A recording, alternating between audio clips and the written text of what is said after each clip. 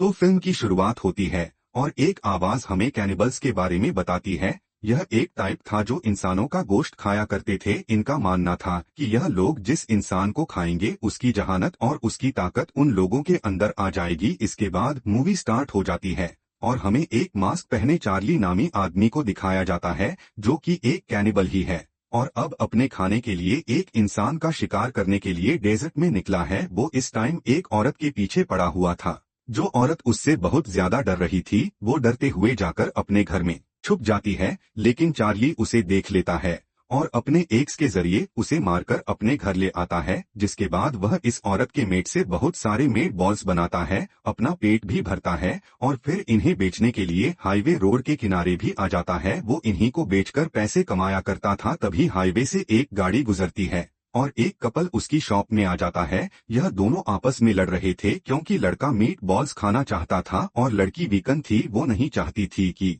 लड़का meet ball खाए। इनको मीट बॉल सर्व करते हुए चार्ली बहुत सारे जोक भी सुनाता है जिसे इस लड़के ने बहुत एंजॉय किया। यहाँ पे हमें पता चलता है कि चार्ली एक बहुत बड़ा कॉमेडियन बनना चाहता है, लेकिन कभी उसे ऐसा मौका ही नहीं मिला। खैर, सामने वाला कपल अब जब जाने ही वाले थे तो अचानक से चार्ली ने पीछे से अपनी एक्स घुमाकर उस आदमी के ऊपर वार किया और उसे वहीं मार दिया। यह देखकर वो लड़की बहुत ज्यादा डर गई। वो अपनी जान बचाने के लिए भाग गई और लकीली उसे सड़क पर एक गाड़ी में मिल गई। इस गाड़ी में एलनोर नाम की एक लड़की थी जिससे वह अपनी जान के लिए भीख मांगती है, लेकिन एलनोर उसकी मदद करने से मना कर देती है और रिवील होता है कि वह चार्ली की ही दोस्त थी और उसे पता चल गया था कि यह लड़की इस तरह जो भाग रही है जरूर यह चार्ली का ही शिकार है। जिसके बाद चार्ली यहाँ पर आता है और इस लड़की को मारकर अपने एक घर ले जाता है। फिर इस कपल के मेट से वह दोबारा से मीट बॉल्स तैयार करना शुरू कर देता है। सीन कट होता है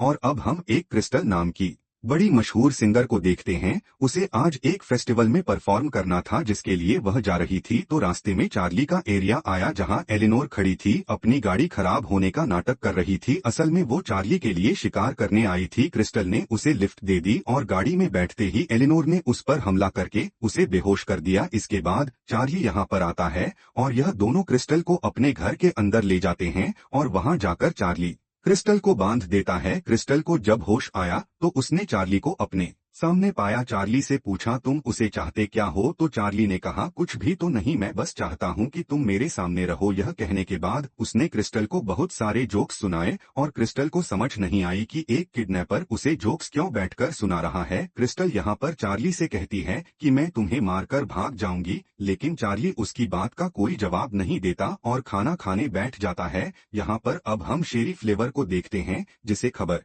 मिली थी कि क्रिस्टल डेजर्ट साइड पे गायब हुई है। वो क्रिस्टल की तलाश में था, इसीलिए वह चार्ली का घर भी नॉक करता है, लेकिन चार्ली साफ मना कर देता है कि वह किसी क्रिस्टल नाम की लड़की को नहीं जानता और इस घर में वह अकेला रहता है। अब शेरीफ को कोई शक ना हो, वो शेरीफ को अपने घर के अंदर भी ले आया था और यहाँ पर उसने शेरीफ को बहुत सारे जोक्स भी सुनाए जिसकी वजह से यह दोनों आपस में काफी फ्रैंक हो गए। कुछ देर बाद चार्ली टीवी देखने के लिए बैठ जाता है जहाँ पर उसे एक क्लब की एड नजर आते हैं। यह क्लब सबको ओपन वाई का मौका दे रहा था। यहाँ पर सभी कॉमेडियन आके स्टैंड अप कॉमेडी कह सकते थे। चार्ली जो हमेशा से एक बड़ा कॉमेडियन बनना चाहता था उसके लिए यह बहुत ही अच्छा मौका था। वह फैसला कर लेता है कि वह वहां जाएगा और इसके बाद वह अपने गाने सुनने लगता है। यह गाना क्रिस्टल का ही था और हमें समझ आ गई कि उसने अभी तक क्रिस्टल को इसलिए नहीं मारा था क्योंकि क्रिस्टल उसकी फेवरेट सिंगर थी। दाने लगाकर वह पुरानी लाशों को काटने लग जाता है और उनके मीट से मीट बॉल बनाना शुरू कर देता है।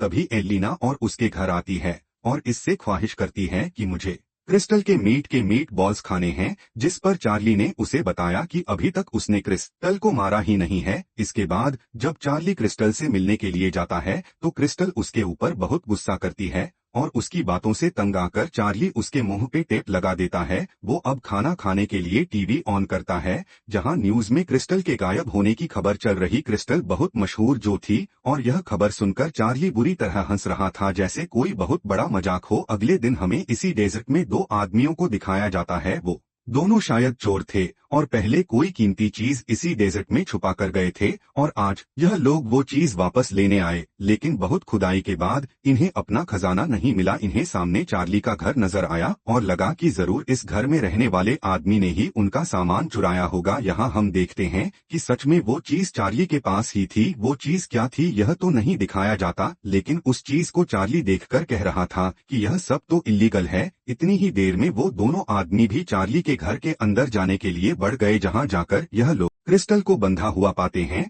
उसे देखकर ये दोनों हंसने लगे, जबकि क्रिस्टल ने इन दोनों को वार्न किया कि यहाँ से भाग जाओ, लेकिन यह लोग जब उसकी नहीं सुनते तो यहाँ पर चार्ली आ जाता है और इन दोनों में से एक आदमी के ऊपर हमला करके उसे मार डालता है। दूसरा आदमी यह देखकर अपनी जान बचाने के लिए भागता है, लेकिन चार्ली भागते हुए बाहर आता है और उस पर भी हमला करके उसे भी मार डालता है। इसके बाद वह इन आदमियों की पॉकेट चेक करता है, जहां से उसे उस क्लब का पोस्टर मिलता है जो स्टैंड अप कॉमेडी का मौका दे रहे थे और इसमें उस जगह का एड्रेस भी लिखा हुआ था। इसके बाद चार्ली अपने वॉशरूम में जाकर शीशे के आगे खड़ा हो जाता है और अपने आप को तसल्ली देने लगता है कि हाँ, मेरे जोक्स बहुत अच्छे हैं, लोग सुनेंगे तो बहुत एंजॉय करेंगे। जिसके बाद आखिर में वह अपने आप से कहता है, मैं क्यों खुद को झूठी तसल्लियां दे रहा हूँ, मैं जानता हूँ यह सब बातें बकवास हैं और मैं यह सब नहीं कर सकता, मैं अभी इस सब के लिए तैयार ही नहीं हूँ। इसके बाद कुछ सोचते हुए चार्ली जाता है क्रिस्टल के पास और उससे पूछता है, क्या तुम मेरी कोई मदद कर सकती हो? क्रिस्टल भी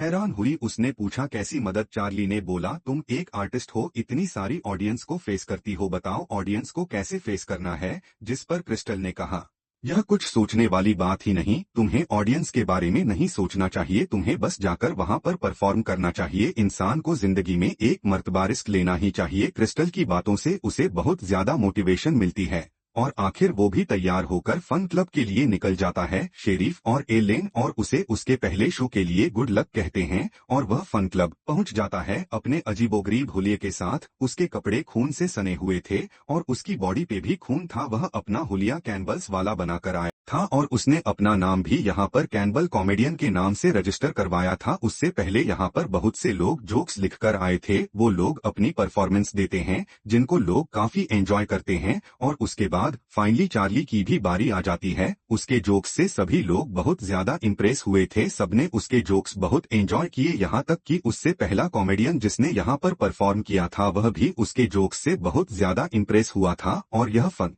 क्लब भी उसी का था। चार्ली से इम्प्रेस होकर वो उसे अगले हफ्ते के शो के लिए भी इनवाइट कर लेता है। अब क्योंकि उसके जोक्स कैनिबल्स वाले थे तो उसने मजाक मजाक में कह दिया कि अगली मर्तबा तुम अपने साथ डेड बॉडी भी ले आना, और यह बात चार्ली ने सीरियसली ली। अब एक हफ्ते बाद का सीन दिखाया जाता है। वो सच में एक डेड बॉडी लेकर उस फन क्लब के लिए निकल चुका था। चार्ली को देखकर वो लड़का कहता है, अरे वाह, तुम तो सच में एक डेड बॉडी ले आए, मैंने तो बस वो मजाक में कहा था। इन सबको अभी भी लग रहा था कि यह डेड बॉडी नकली है और सिर्फ उसके शो का पार्ट है। कोई यह नहीं जानता था कि यह असली डेड बॉडी है। इस डेड बॉडी ने चार्ली के शो को 4 चांद लगा दिए थे। उसके शो में जैसे जान डाल दी थी। उसके जोक्स अब बिल्कुल लाइवली महसूस हो रहे थे, जिनको ऑडियंस पहले से भी ज्यादा एंजॉय कर रही थी। इस शो के बाद तो वो कैनिबल कॉमेडियन के नाम से बहुत ज्यादा मशहूर हो जाता है। आज के इस इवेंट के बाद तो वो बहुत ज्यादा खुश था। वो घर आया तो उसने आते ही क्रिस्टल को भी खोल दिया, क्योंकि वह बहुत खुश था। वो यह खुशी किसी के साथ सेलिब्रेट करना चाहता था, इसलिए उसने क्रिस्टल को अपने साथ खाने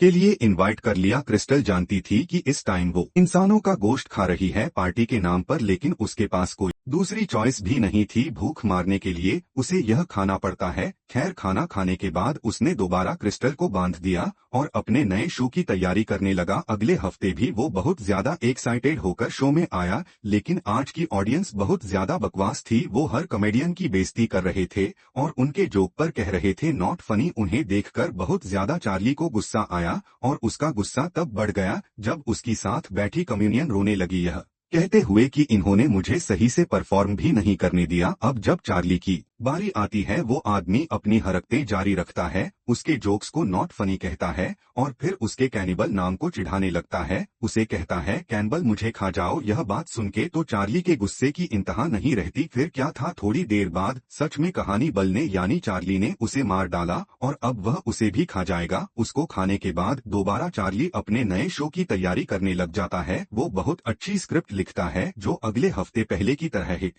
हो जाती है। शो के बाद चार्ली बैठा हुआ था, तभी यहाँ का ओनर उसके पास आ गया और उसने चार्ली का स्किन वाला मास्क देख लिया, जिसे देखकर वह डर गया। उसने चार्ली से पूछा यह क्या है, तो चार्ली ने उसे झूठ बोल दिया कि यह नकली है और इसे मैंने खुद बनाया है। अब सब लोगों का चार्ली में इंटरेस्ट बनने लगा था। वो भी चार्ली से चार्ली के बारे में पूछने लगा, जैसा कि वो कहाँ से है, कहाँ रहता है। तो चार्ली ने बता दिया कि वो डेजर्ट रोड पे रहता है। यह सुनकर उसने कहा, अच्छा बुरा मत बनाना, वैसे मैंने सुना है कि वहाँ पर कैनिबल्स रहते हैं। खैर, इस बात को नॉर्मलाइज करने के लिए वो चार्ली से पूछता है, तुम ये कैनिबल्स वाले जोक लाते कहाँ से हो, जिस पर चार्ली ने कहा, मुझे बनाने की जरूरत नहीं पड़ती क्योंकि मैं खुद कैनिबल्स वाली लाइफ जीता हूँ। यह सुनकर वो हंसने लग जाता है और चार्ली से कहता है, यार तुम भी कमाल के हो। वो अभी चार्ली की कैनिबल वाली बातों को सीरियस नहीं ले रहा था। उसे लग रहा था कि चार्ली अभी भी मजाक ही कर रहा है। खैर, अब जितना लोग चार्ली को पसंद करने लगे थे, वो उससे थोड़ा जेलस भी होने लगा था क्योंकि वो खुद एक कॉमेडियन था और उसने अपना यह फन जॉब बनाया था। लेकिन यहाँ पर अब उससे ज्यादा लोग चार्ली को पसंद करने लगे थे। अगले दिन हमें चार्ली को घर पे दिखाया जाता है, जहाँ पे उसके पास सेलेन और आती है और उससे पूछती है, तुम आजकल मिडबॉल सेल क्यों नहीं कर रहे। जिस पर चार्ली बताता है कि मैंने यह काम छोड़ दिया है, मैं वह काम मजबूरी में करता था, लेकिन अब मैं क्योंकि एक कॉमेडियन बन गया हूँ तो मुझे इस काम की जरूरत ही नहीं। खैर, अगले हफ्ते जब चार्ली फन क्लब में जाता है तो उसे पता चलता है कि सारे शो पहले से ही बुक हो चुके हैं और उसके लिए कोई सीट नहीं थी। यह देखकर वो बहुत ज्यादा परेशान हो गया। यह उसके साथ एक मर्तबा नहीं होता बल्कि कई मर्तबा होता है कि जब भी वह परफॉर्म करने आता है तो सीट्स पहले ही बुक हो चुकी होती हैं। इस चीज से वह इतना परेशान था। शेरीफ जब उसके घर आया मिट बॉल्स खाने के लिए तो उसने भी अपनी यही परेशानी बताई। तो शेरीफ ने कहा, कोई बात नहीं, तुम्हें शो मिल जाएंगे, तुम्हें शो तुम्हारे जोक्स की वजह से मिलते हैं जो बहुत अच्छे हैं। मुझे तो हर मर्तबा हंसी आती है। खैर, वो अगले दिन फंसियाब आता है और ऑनर से फाइनली यह पूछ ही लेता है कि तुम मुझे शो दे क्यों नहीं रहे, और ऑनर भी उसे सच बता देता है कि तुम्हारे कैनिमल वाले जोक बहुत ज्यादा पुराने हो गए हैं, लोग अब उन्हें पसंद नहीं करते, इसलिए तुम्हारी सीट हमेशा किसी और को मिल जाती है। यह बातें सुनकर उसको बहुत ज्यादा गुस्सा आ गया था। वह आकर यह सारा गुस्सा क्रिस्टल पे उतारता है और उसे कहता है, मुझे तुम्हारी बात सुननी ही नहीं चाहिए थी। तुम्हारी बात सुनकर मैं वहाँ पे गया, लेकिन देखो क्या किया लोगों ने, अब मुझे पसंद करना बंद कर दिया है। चार्ली इतना डिसहार्ट हो गया था कि वो क्रिस्टल से कहता है, मैं नाकाम हूँ, मुझे मर जाना चाहिए। लेकिन क्रिस्टल यहाँ दोबारा उसे हौसला देती है कि नहीं, तुम्हारे जोक्स काफी अच्छे हैं। और यह बात सच भी थी। हमें पता चला वो ऑनर असल में चार्ली के ही जोक्स को कॉपी करके एक बड़ा शो परफॉर्म करने की तैयारी कर रहा था। उसका दोस्त उसे ऐसा करने से मना करता है, लेकिन कैरी उसे यह कहते हुए चुप करवा देता है कि तुम मेरे असिस्टेंट हो और यहाँ पे वही होगा जो मैं कहूँगा। वो अब चार्ली वाला कैनिबल वाला हुलिया बनाकर चार्ली के ही जोक्स परफॉर्म करने की कोशिश करता है। हम देखते हैं कि आज के शो में शेरफ भी आया हुआ था, जो उस लड़के को देखकर पहचान जाता है कि उसने चार्ली वाला हुलिया बनाया है और वो चार्ली के ही जोक्स सुना रहा है, क्योंकि यह सारे जोक चार्ली पहले उसे सुना चुका था। इसी चीज की खबर उसने जल्दी से फोन करके चार्ली को दे दी। यह बात सुनकर अब चार्ली के भी गुस्से की दहा नहीं रहती। वह लड़का अब अपने इस बड़े से शो के लिए एक एड भी रिकॉर्ड करने लग जाता है। पता चलता है कि वह अपना ग्रैंड शो भी प्लान कर रहा था, कहीं और नहीं बल्कि डेजर्ट रोड पे, जो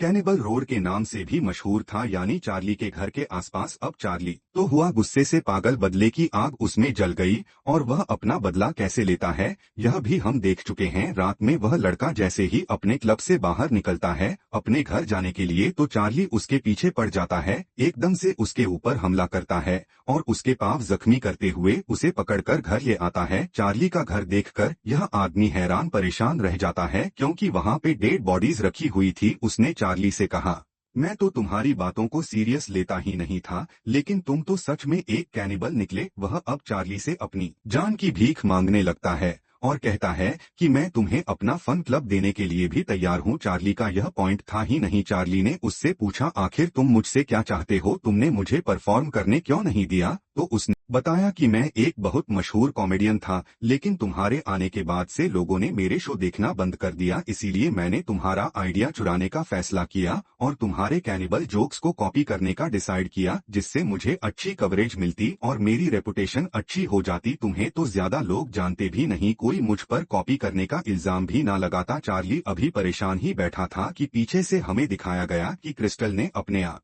को छुड़वा लिया और मौका देखते ही चार्ली के ऊपर हमला करके वो यहाँ से भाग गई। यहाँ से जाने से पहले उसने बहुत सी चीजें रिकॉर्ड की हुई थी एक टेप में, जो फिर थोड़ी देर बाद चार्ली ने सुनी नहीं। क्रिस्टल ने कहा था, मैंने कहा था ना कि मैं तुम्हें मारकर भाग जाऊंगी, देखो मैं भाग गई। हम देखते हैं कि क्रिस्टल वहीं पर आई थी जहाँ पर चार्ली जोक्स परफॉर्म करता था और अब वो जोक परफॉर्म करने लगी थी। ऐसा भी मुमकिन था कि क्रिस्टल भी एक कैनिबल हो। इसी शो को देखने के लिए यहाँ एलेनोर भी आई हुई थी और चार्ली के घर पे हम देखते हैं कि शेरिफ भी आ गया था, जिससे वो लड़का अपनी जान की भीख मांगता है, लेकिन शेरिफ उसकी मदद नहीं करता, यानी वह भी चार्ली का साथ देता है। मूवी के एंड पे चार्ली उस आदमी को मार देता है और कहानी यहीं पर खत्म हो जाती है, इस बात को बताते हुए कि इस मूवी का नेक्स्ट सीक्वल भी जल्दी आएगा।